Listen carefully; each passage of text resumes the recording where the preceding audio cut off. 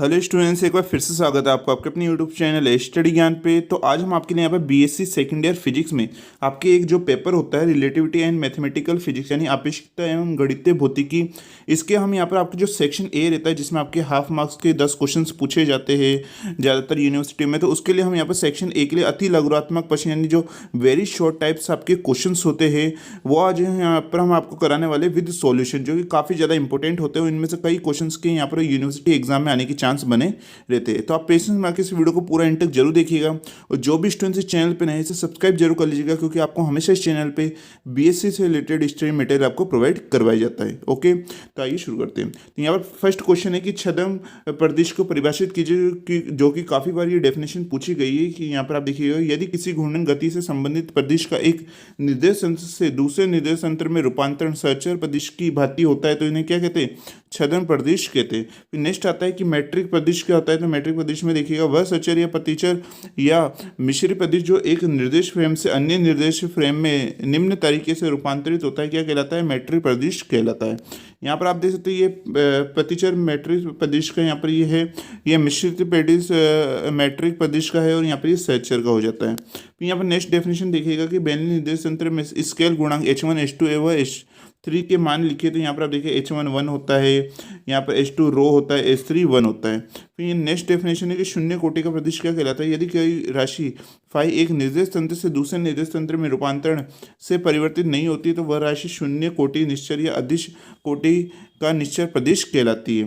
फिर next definition की लांबिकीय वक्र रेखीय निर्देश तंत्र को परिभाषित कीजिए। तो इसकी डेफिनेशन देखिएगा, ऐसा वक्र रेखीय निर्देश तंत्र जिसके तीनों निर्देशांक स्पष्ट एक दूसरे को परस्पर लंबवत प्रतिच्छेद करते लांबिक वक्र रेखीय निर्देश तंत्र कहलाते हैं। फिर नेक्स्ट आती है कि गोलीय दूरबीन निर्देश तंत्र में लाप्लासियन संकारक का व्यंजक लिखिए। तो यहाँ पर आप ये व्यंजक देख सकते हैं जो कि काफ़ी मोस्ट इंपोर्टेंट है और काफ़ी बार ये पूछा गया है। फिर नेक्स्ट आती है कि यहाँ पर एक वक्र रेखीय निर्देश तंत्र कब लांबिक होता है। तो इससे भी आप देखिएगा कि यदि किसी वक्र रेखीय निर्देश तंत्र में तीनों वक्र कैसे हो? स्पष्ट परस्पर लंबवत होते। फिर यहाँ पर नेक्स्ट आती है कि टेंसर की कोटि से आप क्या समझते हैं, यानी प्रदिश की कोटि के नाम से भी आपके ये आ सकता है, जैसे आप मोस्ट इंपोर्टेंट लगा लीजिएगा। तो देखिएगा, प्रदिश की कोटि का तात्पर्य उसमें विविध सूचकांकों की कुल संख्या से होता है, जबकि मूल सूचकांक को छोड़ दिया जाए।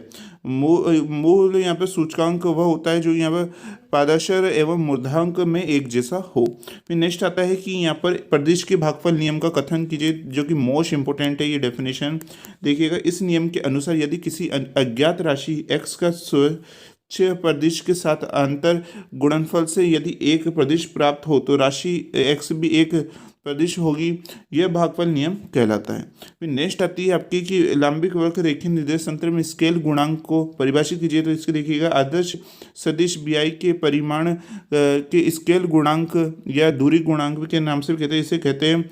और इसे किससे व्यक्त करते हैं? HI से व्यक्त करते हैं, जिसके यहाँ पर आप ये फॉर्मूला देख सकते हैं। उसके बाद यहाँ पर नेक्स्ट डेफिनेशन है सदिश क्षेत्र के कल को परिभाषित कीजिए। तो इसकी डेफिनेशन देखिएगा, सदिश क्षेत्र के प्रति एकांक क्षेत्रफल की परिसीमाओं पर सदिश क्षेत्र का अधिकतम रेखा समाकल सदिश क्षेत्र का क्या कहलाता है? कर्ल कहलाता है। इसे कर्ल ए वेक्टर से व्यक्त करते हैं, जहाँ पर आप ये फॉर्मूला देख सकते हैं। फिर नेक्स्ट है कि डिराक डेल्टा फलन को परिभाषित कीजिए। तो आवेगी प्रकृति की घटनाओं को समझाने के लिए डिराक नामक वैज्ञानिक ने एक फलन परिभाषित किया, इसे डिराक डेल्टा फलन कहते हैं, जैसे यहाँ पर आप देख सकते हैं। फिर नेक्स्ट है कि आकाशवत तथा कालवत सदिशों से आप क्या समझते हैं। इसकी जो डेफिनेशन है काफ़ी बार यूनिवर्सिटी एग्जाम में पूछी जाती है। तो यहाँ पर आप देखिए, डेल एस का स्क्वायर अगर आपके लेस देन और जीरो से अर्थात दो घटनाएं एक ही समय पर अलग अलग स्थान पर घटित हो तो इन घटनाओं के बीच अंतराल को क्या कहते हैं? आकाशवत सदिश कहते हैं। फिर यहाँ पर नेक्स्ट डेफिनेशन आती है कि यदि आपके डेल एस का स्क्वायर ग्रेटर देन और जीरो से, तो अर्थात दो घटना एक ही स्थान पर अलग अलग समय पर घटित हो तो इन घटनाओं के बीच अंतराल को क्या कहते हैं? कालवत सदिश कहते हैं। फिर नेक्स्ट आती है यहाँ पर आप देखिए, क्वेश्चन है सिद्ध कीजिए कि डिराक डेल्टा फलन के लिए यहाँ पर आपको इसको प्रूव करके बताना है। इसके सॉल्यूशन में देखिएगा, सबसे पहले यहाँ पर वी नोडेड यानी हम जानते हैं, यहाँ पर आप ये देख सकते हैं जो कि क्या है यहाँ पर डिराक डेल्टा फलन के अनुसार कि यहाँ पर जो आपकी लिमिट है -∞ to +∞ f(x - a del x - b dx) और यहाँ पर f(b - a). और अब हम क्या करते हैं, f(b - a) को क्या मान लेते हैं? डेल b - a मान लेते हैं। और यहाँ पर f(x) - a को क्या मान लेते हैं? डेल x - a हम यहाँ पर मान लेते हैं। और ये दोनों यहाँ पर हमने चीज़ मानी, इससे हम कहाँ रख देंगे? यहाँ पर इन वैल्यू में हम यहाँ पर रख देते हैं। इसकी जगह हम यहाँ पर ये वैल्यू रख देंगे डेल एक्स माइनस ए, और एफ बी माइनस ए की जगह हम डेल बी माइनस ए हम यहाँ पर रख देंगे।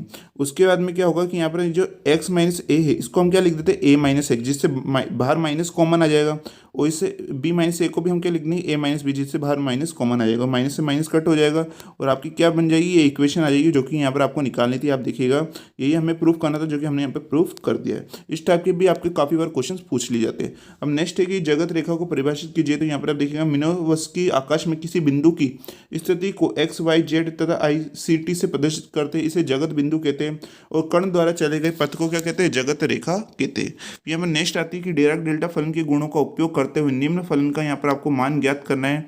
तो यहाँ पर आप देखेंगे यहाँ पर हमें लिमिट यहाँ पर दे रखी है, और हमें यहाँ पर x इक्वल टू क्या रख देना है, हमें यहाँ पर 3 रख देना, और फिर इसको आगे आप सॉल्व कर लेंगे तो आपका ये पूरा आ जाएगा, और इसका फाइनल आंसर क्या आ जाएगा 20 यानी 20 यहाँ पर आंसर आ जाता है। फिर नेक्स्ट है कि फूरियर श्रेणी को परिभाषित कीजिए। तो जटिल आवर्ती फलनों का विश्लेषण करने के लिए फूरियर नामक वैज्ञानिक ने एक प्रमेय दी, इसे फूरियर प्रमेय कहते हैं। फूरियर प्रमेय के अनुसार सभी एकलमानी परिमित और सतत जटिल आवर्ती फलनों को अनंत सरल आवर्ती दोलन के आवर्ती फलनों के योग के रूप में व्यक्त किया जा सकता है, जिनकी आवर्ती जटिल आवर्ती फलन की आवर्ती पूर्ण गुणज होती है। यहाँ पर आप जैसा कि देख सकते हैं। फिर यहाँ पर नेक्स्ट क्वेश्चन है, सिद्ध कीजिए कि डिराक डेल्टा फलन समफलन होता है। यहाँ पर आपको इसको प्रूव करके बताना है, तो आप बिल्कुल सिंपल है ये। उस टाइप के क्वेश्चन काफी पूछे जाते हैं। तो minus infinite to plus infinite del x d x equal to 1 होता है। यहाँ पर आप अच्छी तरह से जानते हैं।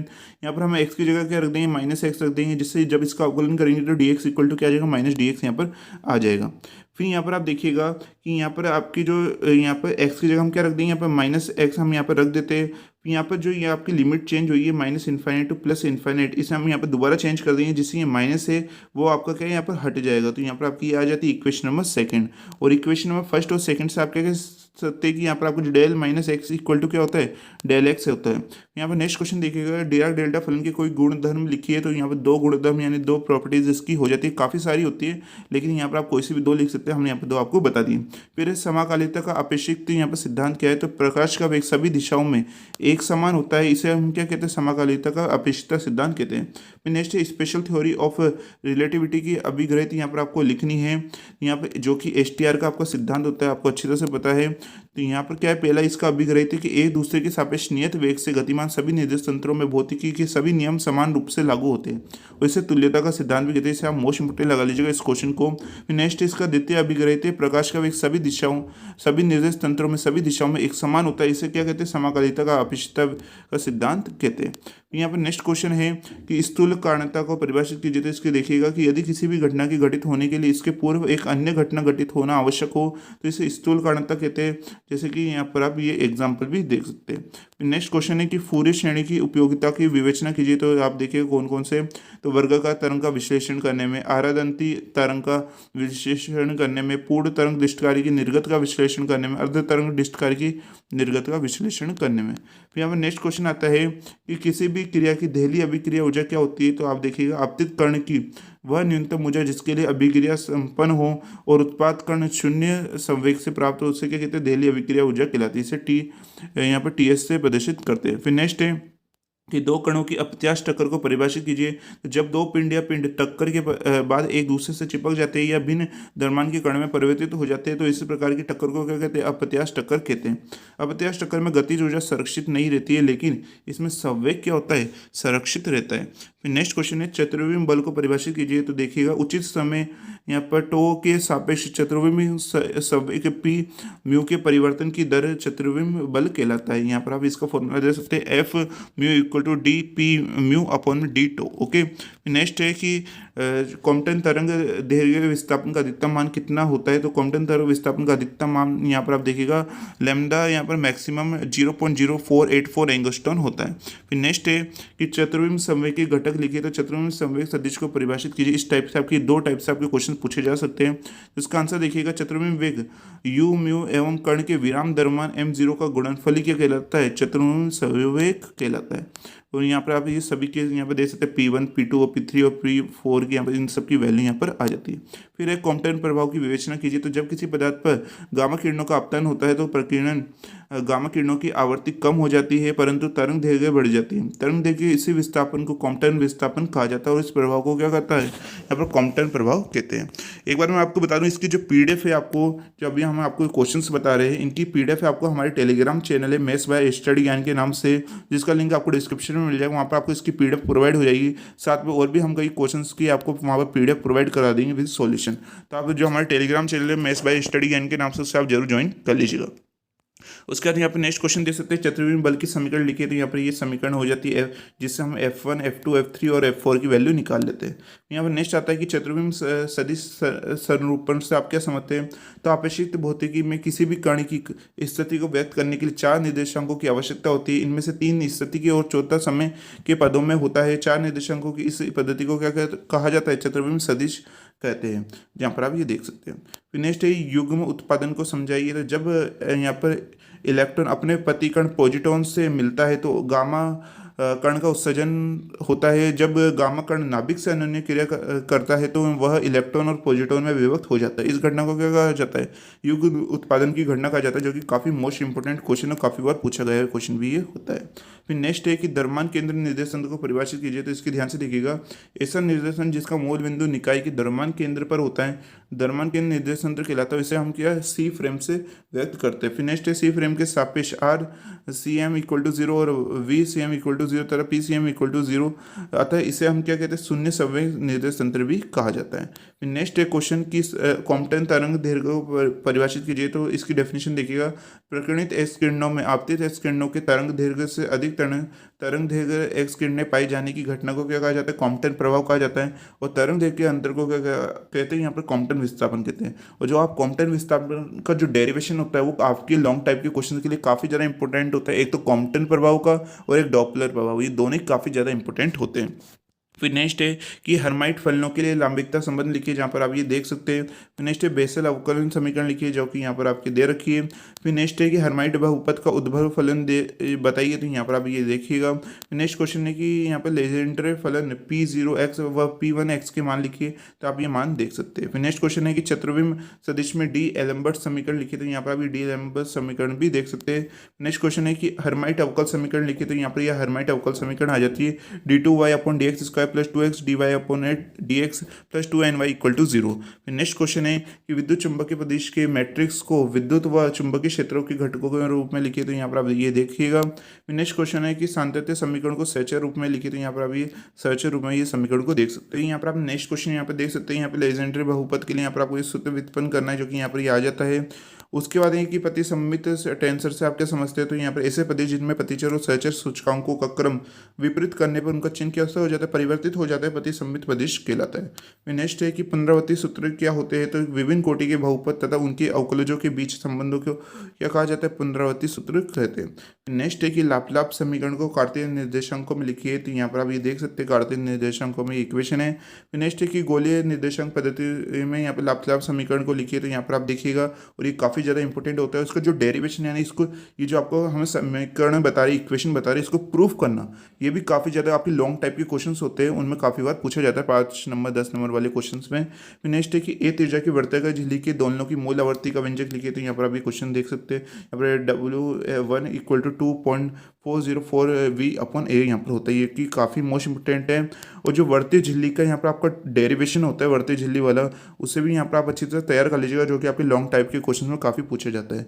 और इस पेपर के लिए हमने यहाँ पर आपके मोस्ट इंपोर्टेंट क्वेश्चन कुछ बता रखे वेरी लॉन्ग टाइप के क्वेश्चंस के लिए, उसका वीडियो भी आप जरूर देख लीजिएगा, उसका लिंक आपको डिस्क्रिप्शन में मिल जाएगा। और जो हमारा टेलीग्राम चैनल है उसे भी आप जरूर ज्वाइन कर लीजिएगा।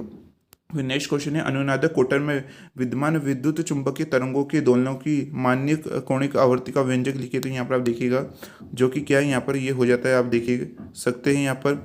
ओके, उसके बाद नेक्स्ट क्वेश्चन है विसरण समीकरण का व्यंजक लिखिए, तो यहाँ पर ये विसरण समीकरण का व्यंजक हो जाता है, और इसको प्रूफ वाला क्वेश्चन भी काफ़ी बार पूछा जाता है। फिर नेक्स्ट है कि लाप्लास समीकरण के हल को गोलीय निर्देशांकों में लिखिए, तो यहाँ पर आप ये गोलीय निर्देशांकों में इक्वेशन देख सकते हैं। फिर नेक्स्ट है वृत्तीय झिल्ली में कंपनों के लिए तरंग समीकरण लिखिए, तो यहाँ पर तरंग समीकरण यानी वेव इक्वेशन हो जाती है। नेक्स्ट है द्विघंशीय सममिति को परिभाषित कीजिए, तो यहाँ पर आपकी ये इसकी डेफिनेशन हो जाती है। तो यहाँ पर ये कुछ क्वेश्चन थे जो कि यहाँ पर आपके वेरी शॉर्ट टाइप के क्वेश्चन यानी अति लघुरात्मक क्वेश्चन में आपसे पूछे जा सकते हैं, क्योंकि ये काफ़ी यूनिवर्सिटी में प्रीवियस ईयर पेपर में आ चुके हैं। तो आइए आज का वीडियो आपके लिए काफ़ी ज़्यादा हेल्पफुल रहा। इसमें कई क्वेश्चंस आपको यूनिवर्सिटी एग्जाम में देखने को मिल सकते हैं।